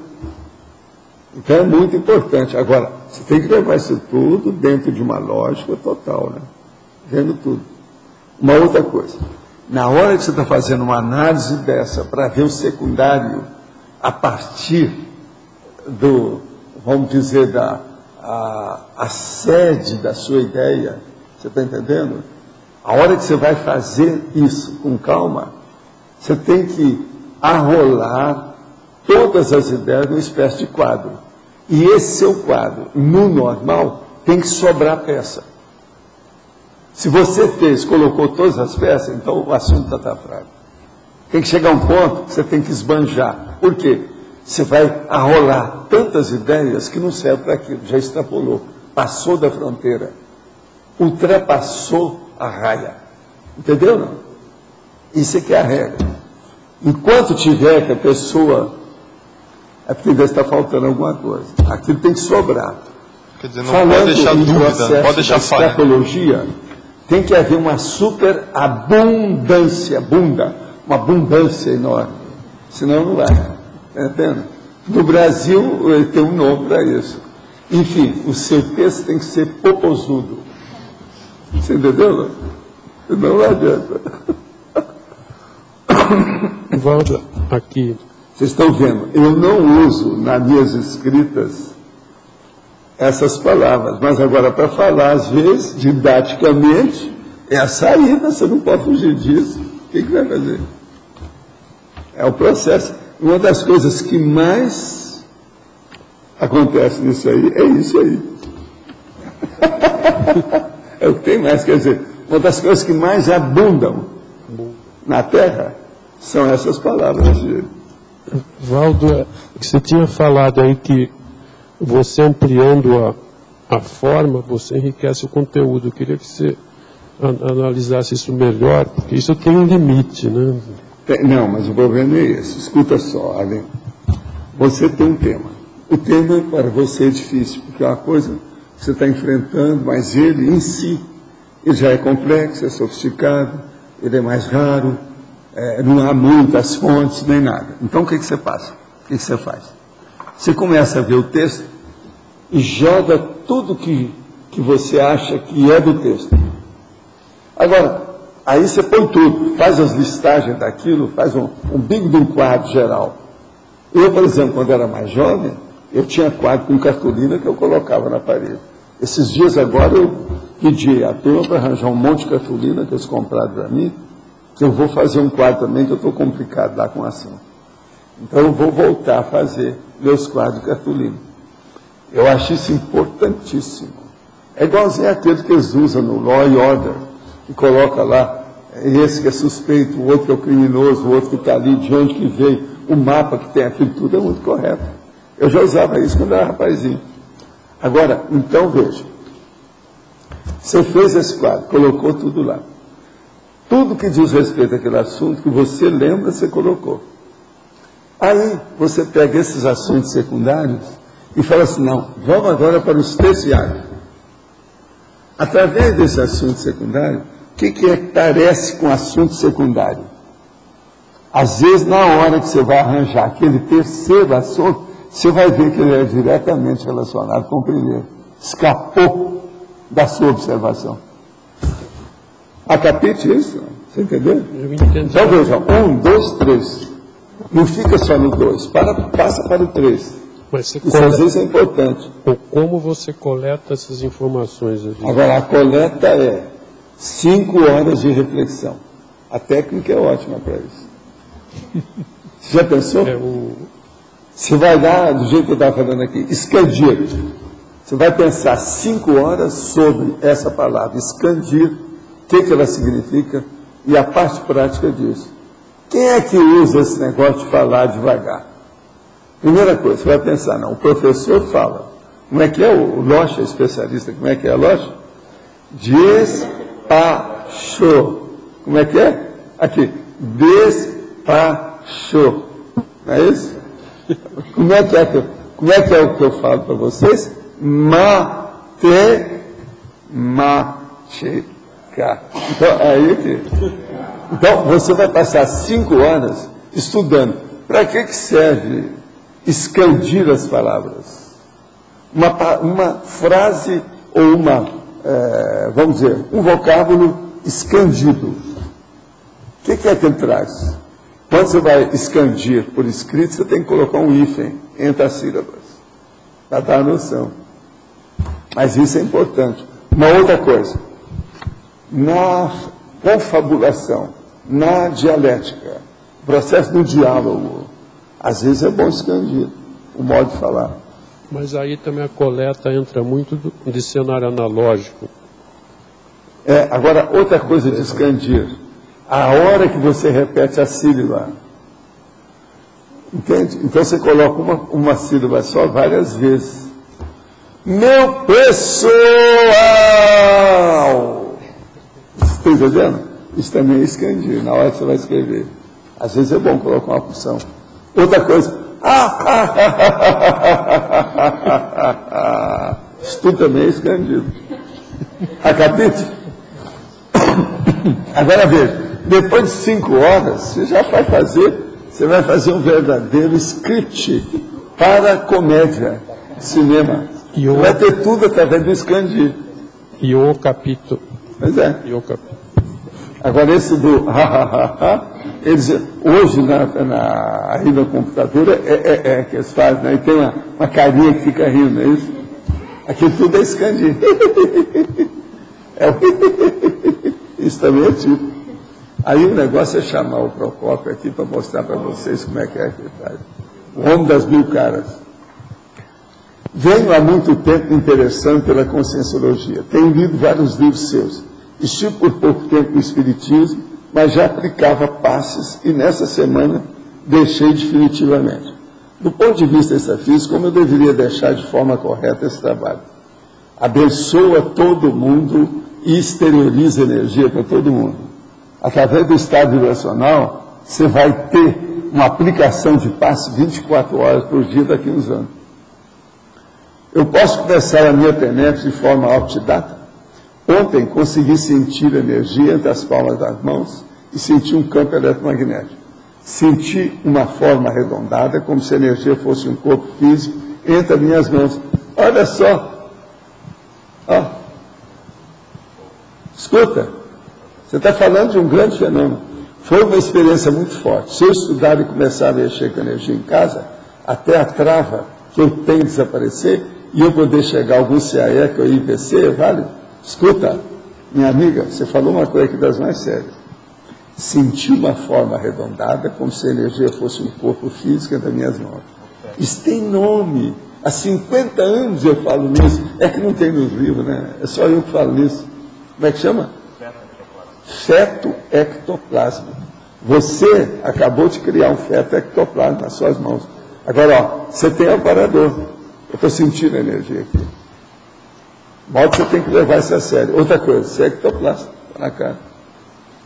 Por essa frase, ó, a pessoa já definiu o destino dela. Aquele negócio de definição do destino. Sentiu uma forma arredondada. Veja, até parece que ela leu minhas coisas. Incrível. Senti uma forma arredondada, como se a energia fosse um corpo físico entre as minhas mãos.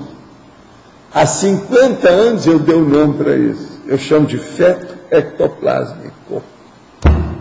Não é incrível isso aqui? Agora, ó, vê se você vem aqui no CAEC, você fala que você é a moça do feto. Na mão. A gente sabe, não é na barriga, na mão. Aí nós vamos conversar com você com calma. Vê se aparece. Essa tem feito um monte de perguntas. E é ela que tem mexido com essas coisas. Deixa eu ver o que mais que ela perguntou aqui, que hoje mesmo andou perguntando. Deixa eu ver. Deixa eu ver se tem mais aqui. Para saber o nível dela. Nós temos tudo gravado, é só pegar lá se quiser. Você faz o levantamento da pessoa na hora, porque está tudo guardado lá dentro. O meu camarim é terrível. Aqui, ó, tem um dela hoje. Venho vindo a terceira há mais de um mês fazendo as pesquisas. Apesar da conscienciopédia estar offline. Há uns 7 anos acontece o fenômeno comigo, só agora identifiquei. A sem projeção. Estou pegando sono quase para dormir. É ela que está com o processo. Isso aí vem confirmar. É o problema da descoincidência. Quer dizer, numa pessoa só, descoincidência e feto ectoplasma, vou te contar, hein? Agora, o que é engraçado é a pessoa mesmo fazer o seu diagnóstico. Isso é incrível. Professor, parabéns, minha amiga, você é a maior. Professor, tem mais uma na sequência ainda, da mesma pessoa. Tá. Não, mas essa última com esse sobrenome é ela? É mesmo, isso. Tem certeza? Tem. Então tá. Então vamos ler dela. Quando um pai biológico não aceita uma gravidez e depois se arrepende e se aproxima, sem, no entanto, reconhecer da mesma forma a paternidade, e depois novamente se afasta, pode significar apenas egoísmo ou algum problema kármico entre o pai, a mãe e o filho. Pode ser isso tudo. No caso desse pai, é praticante do Falun Gong, que é um tipo de budismo, sim, é um processo de energia que os chineses estão matando os caras. A desculpa é não interferir no karma do filho, que agora já jovenzinho quer conhecer. O que fazer com uma situação dessa? Deixar para lá ou entrar na justiça pelo reconhecimento da paternidade. Olha, se o pai não quer, melhor deixar. Não entra nisso, não. Não entra na justiça por causa dessa besteira. Leva o filho para frente e esqueça a paternidade. O problema é dele. E abençoa o cara. Não fica com raiva dele, não, porque senão não adianta nada. Nas 2 últimas semanas aconteceram comigo alguns mini acidentes. O que devo fazer para melhorar e evitar esses mini acidentes? Evitando assim um acidente mais sério. Primeira coisa, se organizar, se disciplinar. Isso aqui é outra pessoa. Faz uma força para ter mais disciplina, mais auto-organização. Que aí você acaba com tudo. E outra coisa, olha a técnica do detalhismo. Veja tudo com mais detalhes. Tudo que você vai fazer, examina tudo, para não haver acidente. Olha onde é que você vai, diminui os penduricalhos que andam com você. Isso tudo ajuda a diminuir os acidentes.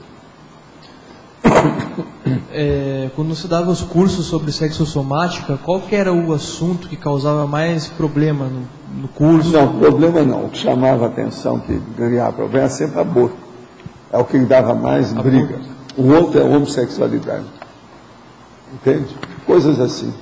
Às vezes também tinha alguns que eu trazia, por exemplo, o negócio de falar que a Virgem Maria era virgem e pariu Jesus Cristo. Eu meti o pau nisso também.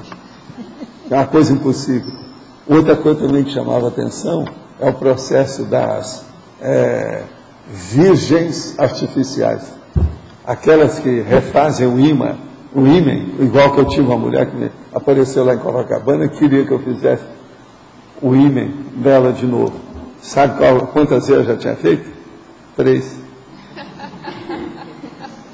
Aí eu falei para ela, por quê? Você queria ver se o cara casava com você. Não casava porque eles não confiaram em você, dito que você é. Então, vamos melhorar o seu modo de ser. Olha o modo de você falar. Olha o jeito que você senta. Aí eu comecei a melhorar tudo para ela.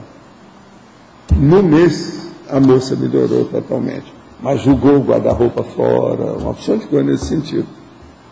Parece que 2 anos depois, uma amiga dela veio me falar que ela tinha arranjado casamento, do jeito que ela queria. Do jeito que ela queria não, mas do jeito que devia de ser. Mas ela tentou isso. É lógico que eu não fui arrumar ímã nenhum dela. Foi arrumar foi a cabeça. Eu falei com ela, o seu ímã, sério, é aqui dentro. Esse é que você tem que reformular. Isso é ideia. Está faltando entre as orelhas, não é entre as, sabe? O processo, não é entre as pernas, o processo é na cabeça. E qual que era dessas psicopatologias, né, base sexual, qual que você considera pior que... Uma das piores que tem mesmo, brava, é a pedofilia. A pedofilia. Que a pedofilia afeta todo mundo. O cara que é pedófilo, ele já é mesmo bem alteroso, não tem jeito. É terrível. E agora, a pessoa que sofre o assédio da pedofilia, sempre é uma marca que é um estigma terrível. E muita gente guarda isso e não fala. Isso piora mais ainda. O negócio de acobertar piora mais. E geralmente quem sofre depois torna-se... É terrível. Agora, dentro da pedofilia, o pior que tem é quando o processo é a mesma consanguinidade. Então aí é o incesto, como o povo fala. Isso é o pior que tem. Então eu tive mais problema lá em Uberaba, por exemplo, foi nesse caso. Eu vi a gravidez da menina, a gente ia olhar, o negócio era o pai. O pai que era o pai. O pai era o pai. Você está entendendo o que quer dizer? O caso da dona que quis me matar. Queria me matar a filha e matar o esposo. Pois é, não, mas eu estava lá, estava tentando ajudar alguma coisa. É a pessoa que eu estivesse ajudando o maridinho dela. Eu estava tentando ajudar a moça. A menina, toda recolhida, dava uma pena. Menina, menor, grávida. Ela tinha 17 anos. Agora, o revólver da dona estava municiado. Eu vi direitinho. Aí eu caminhei para ela e falei assim, não, me dá esse revólver aqui para a gente conversar. Porque com revólver eu não raciocino com revólver na minha frente. Não consigo, eu sou burro. Me dá. Eu segurei o negócio com calma. Agora, a minha cara, que eu acho que eu fiz perante ela lá, o meu histrionismo, Ela não soube o que fazer. Então ela não apertou o gatilho, eu peguei. Porque ela entrou lá para matar todo mundo. Agora eu fui olhar depois, o revolvinho dela estava lá, tinha 6 balas. Então, só para finalizar, e nesses cursos, como que você evitava ou como que você lidava, né, com as evocações das pessoas? Primeira coisa é o seguinte, higiene consciencial. Fora do curso eu não pensava em sexo nem nada daquilo. Cortava tudo. Sempre tinha outras coisas para fazer. E isso aí a maioria não sabe mexer com isso. Não, mas como que as evocações das pessoas? Os temas na minha cabeça.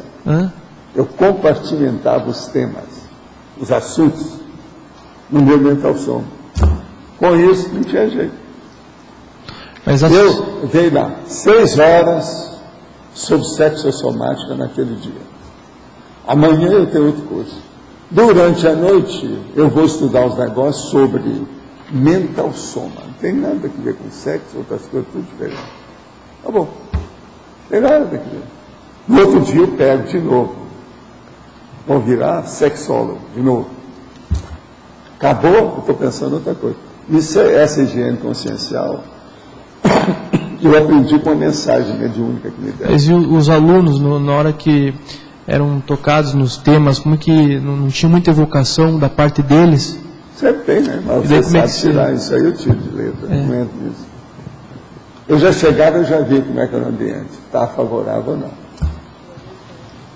Quais eram os piores cursos que eu dava? Sexo de homem ou de mulher?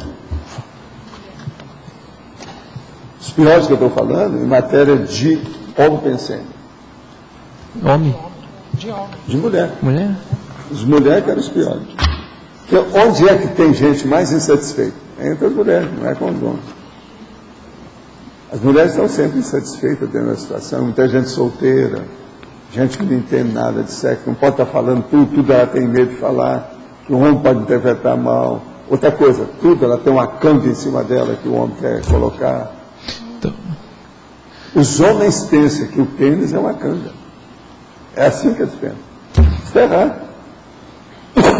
Então a repressão nesse sentido é pior que a libertinagem, então? Não. Libertinagem é libertinagem, não dá para comparar, né? Isso é ilicitude, é burrice. Agora, a repressão é sempre errado também. Tudo é ilícito, tudo é errado. E compara uma coisa, isso aí não adianta. Compara uma coisa boa com uma coisa ruim. Agora, 2 coisas ruins, não adianta comparar muito. Você não vai sair dessa. Professor, sim. Numa tertúlia que o senhor deu sobre desassedialidade, o senhor falou que paixão é preconceito. O senhor poderia explicar por quê? Paixão é sempre preconceito. Uma pessoa tem paixão porque ela está defendendo uma ideia, uma preconcepção, um apriorismo, alguma coisa muito séria dentro disso. Por isso que ela se apaixonou. Essa paixão é um fanatismo, é uma emoção exacerbada, grande. E ninguém tem uma emoção exacerbada que nasceu agora, nesse instante. Ela sempre teve uma raiz que já vem de muito tempo, aquilo foi acumulando, até dar. Então a paixão é sempre isso. E outra coisa, patológica, né? Não existe paixão sadia. Toda paixão é uma patologia, é uma doença, é um desequilíbrio, é uma desarmonia e é uma loucura. A maioria dos grandes crimes aconteceram por paixão. Hitler foi daquele jeito por quê? Por causa das bobagens, processo do poder, problema de ser contra judeu, queria acabar com tudo, paixão. O negócio todo, aquele processo de fazer aquelas manifestações, né, grandiosíssimas, né, aquela loucura tudo é só paixão. Queriam acionar, assular a paixão do povo, a emoção do povo, para dominar o povo todo. E eles conseguiram isso. Em 12 anos, foi uma loucura. Eles conseguiram. Então, por isso que eu falo. O que o nosso amigo Chaves está fazendo, ele está tentando fazer isso com o povo. Se aquele povo não reagir agora, como é que vai ser? ideal, então, teve um cara que, uma certa época aí, que me falou, não, eu estou com um amigo da Venezuela. Você acha que ele deve ficar lá ou deve ficar de fora? Eu falei, não, ele deve combater o negócio. Se ele vai combater e não deu certo, cai fora logo, não fica lá. Porque amanhã ninguém sabe, ele vai começar a matar todo mundo, se já deve estar começando a matar. Como é que fica? Porque esse é o caminho da ditadura. A pessoa se sente cada vez mais poderosa, entre aspas. Ela se sente que é a maior. Com isso, daqui a pouco ela é Deus na Terra. Eu sou Deus, eu faço o que eu quero. Quem manda sou eu. A vida quem dá sou eu. A morte também. Isso aí é um perigo. É o que o Hitler pensava. É o que o Fidel Castro até hoje pensa. Ele arranja uma porção de ideias para dar, que ele argumenta, faz uma força danada, ele tem experiência disso. Mas agora ele acha que ele é o tal, ele é o maior. Entendi. Outra coisa, o irmão dele chegou lá. Até agora, quem quer que fez? Está tudo na sombra dele. Eu não vi muita novidade, eu falei isso desde o início. Não, esse irmão que já está com ele há tantos anos, isso aí é mais uma carta queimada. Carta queimada do mesmo barato, do mesmo naipe, né? Figura do mesmo naipe, não resolve. O que mais é que tem? Quem é que está com o micrófono com o tópico?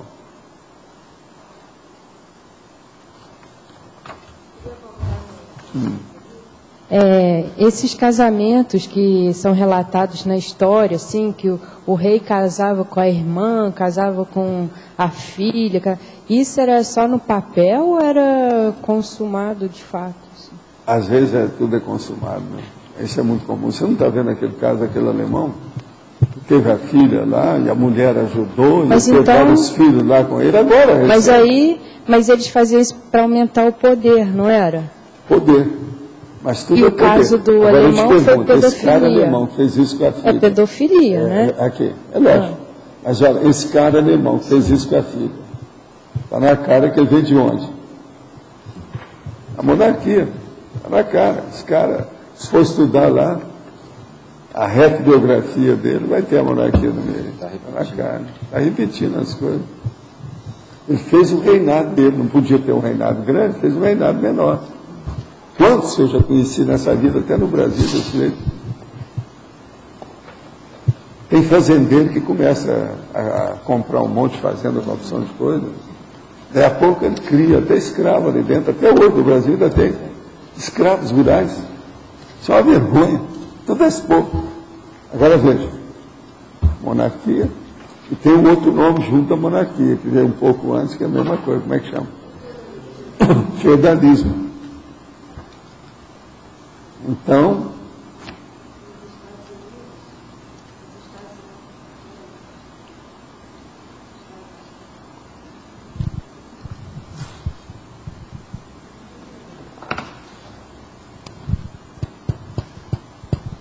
esse aqui também. Nos Estados Unidos tem agora mais aulas de sexologia para adolescentes e que eles ensinam as jovens, as meninas a se masturbarem, assim, professores, né? Para as meninas não ficarem independentes do prazer sexual a partir dos rapazes. E muitas mães estão, assim, algumas apoiam e outras estão escandalizadas com esse tipo de assim, orientação. O que você acha sobre isso? Aí tem a vantagem e desvantagem. Uma delas toda séria é se examinar, se eles não falaram, tem um assunto aí que tem que vir em primeiro lugar. Eles não falaram, não? Qual que é o assunto? Qual é o assunto? Não. Não. É um outro assunto. Vocês não veem, não, gente? Está na cara. Não é bem na cara, mas... Virgindade. Primeira coisa, tem que examinar se a menina quer ficar virgem ou não. Isso aí o professor tem que falar antes, porque com a masturbação acaba ela mesma cometendo, sabe, o desvirginamento, o defloramento. É o autodefloramento que chama. Eu vi isso com a criança, menina, na minha infância. É o que eles... Eles foram olhar e acharam que era um determinado menino que tinha feito o defloramento dela. Agora, eu uma vez entrei no campinho que tinha o futebol e vi que tinha um barulho atrás do portão que estava encostado. E eu vi que ela estava fazendo a siririca dela. Agora, com isso, eu pude salvar o rapaz. Mas não, eu vi que ela está fazendo aí um negócio. Então, o problema é ela já deve estar fazendo isso há muito tempo. Forçar a barra com ela, ela falou, já faz anos. Agora, a menina, naquela ocasião, devia ter uns 10 anos por aí. O argumento que eles usaram é que a menina, ela conhece o prazer através do relacionamento com o outro.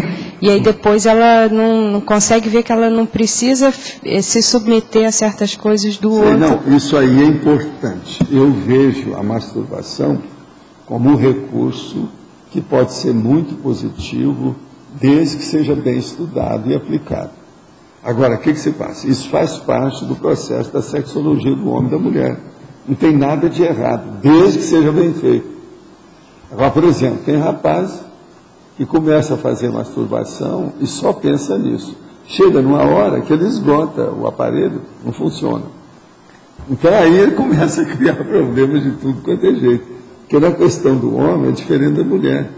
Porque ou o negócio funciona ou não funciona. Se fica nas 6h30, o menino fica desesperado. Agora veja, isso é depois que ele fez 10 vezes. Ainda quer a 11ª, que só está pensando naquilo. Isso aqui é o perigoso. Isso tudo aí tem que estudar. E mulher. Tem mulher que só pensa nisso. Essa menina da minha infância, eu tinha desconfiado dos processos dela já há algum tempo. Está entendendo? Agora, o dia que eu descobri lá, eu fui falar nisso, foi um problema, que ninguém estava admitindo que aquilo era possível. O negócio começou a querer vir em cima de mim. Eu falei, não, vamos com calma, vamos ver. Vamos chamar o povo aí e conversar. Eles me chamaram, eu estava presente na hora para ver o que era. Todo mundo que havia. Agora, o rapaz que estava lá, que tinha mais assim, brincava com ela, tudo, totalmente ingênuo e inocente. Falei assim, você é um bobo, é outro. É que abriu o olho. Agora, eu tinha desconfiado dessa menina antes, mas eu não vi nada. Agora, o dia que estava atrás do portão, sabe, um portão daqueles de folha de frango grandão, de ferro grande, e eles abriram, porque ali era um jogo de futebol. Tapava tudo, e um negócio grandão, não dava para ver. Agora, eu cheguei e falei, o que tem aí? Eu pensei que tivesse ali algum cachorro, alguma coisa, né? Fui olhar, era a menina, lá com o negócio. Sai de ver a cara dela, a hora que me viu. Agora, o que é que se passa? Ela já não, já estava já furadinha, sem problema nenhum, e o rapaz não teve culpa nenhuma daquilo, ele nem sabia da situação. Então, isso tudo são problemas difíceis, complexos. Pode ser que os Estados Unidos, você sabe, o que eu vejo é que os governos estão lançando mão de tudo que é, vamos dizer, excessivo. Esse negócio, por exemplo, de acabar com descriminalizar as drogas. Isso mostra que o governo é fraco, não consegue, fica nisso. É igual aqui no Brasil.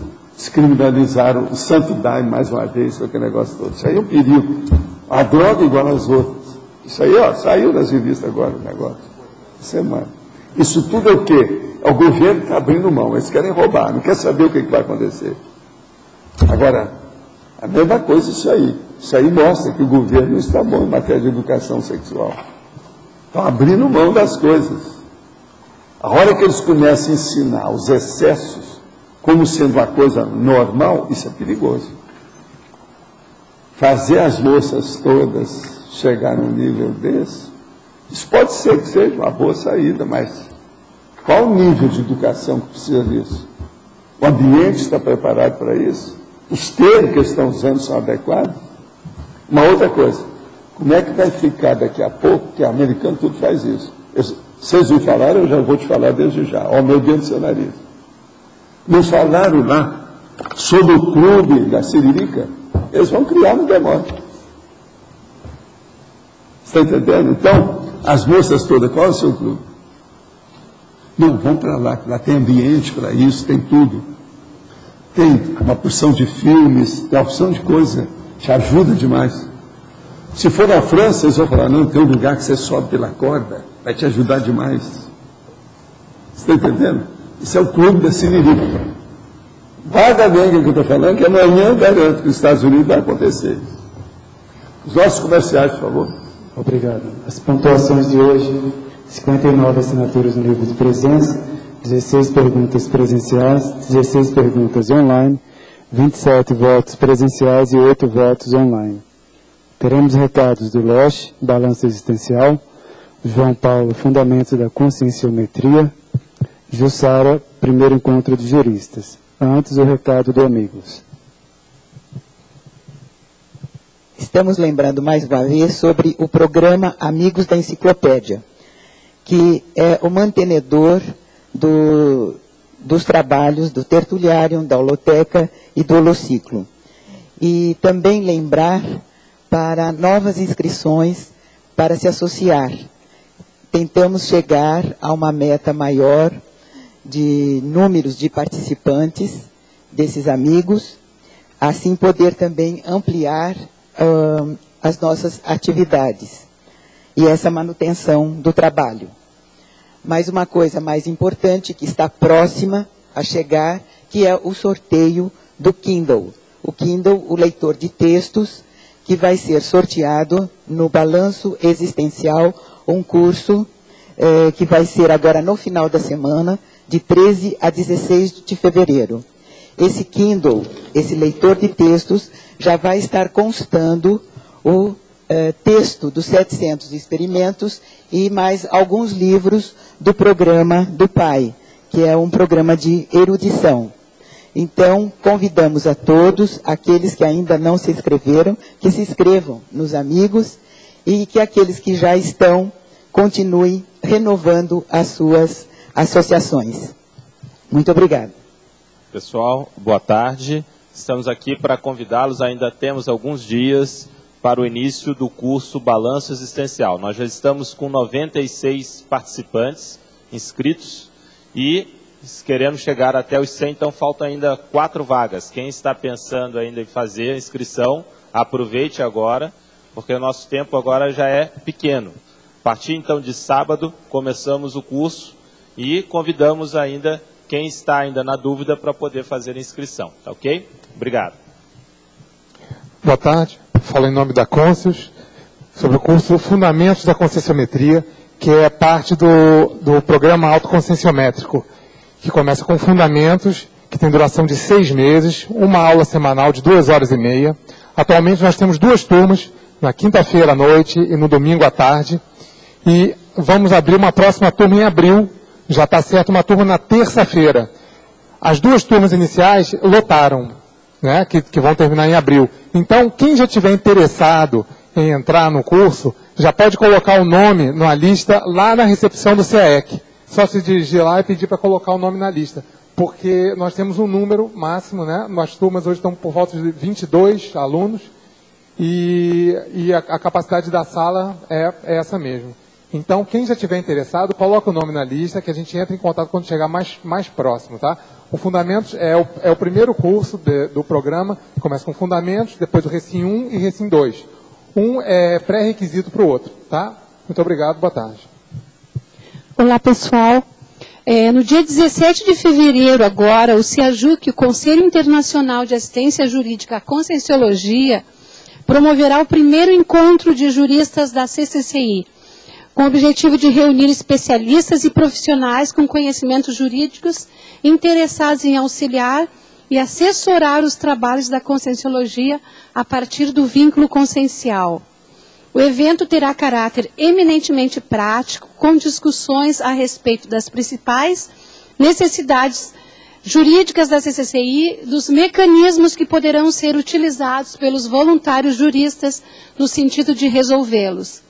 Será oferecido um café da manhã e as inscrições são gratuitas e podem ser realizadas mediante envio de e-mail para ciajuc@unicim.org. No dia 18 de manhã, vai ocorrer também o encontro do Colégio Invisível da Cosmoeticologia, onde será abordado a paradireitologia. Esse evento também é gratuito. Ainda no dia 18, na quinta-feira à tarde, ocorrerá a dinâmica de paradireito, gratuita também para os juristas que estão na CCCI. Obrigada, boa tarde. Para amanhã, foi eleito verbete meio, com 16 votos, da Autoproexologia. Obrigado a todos e uma boa tarde.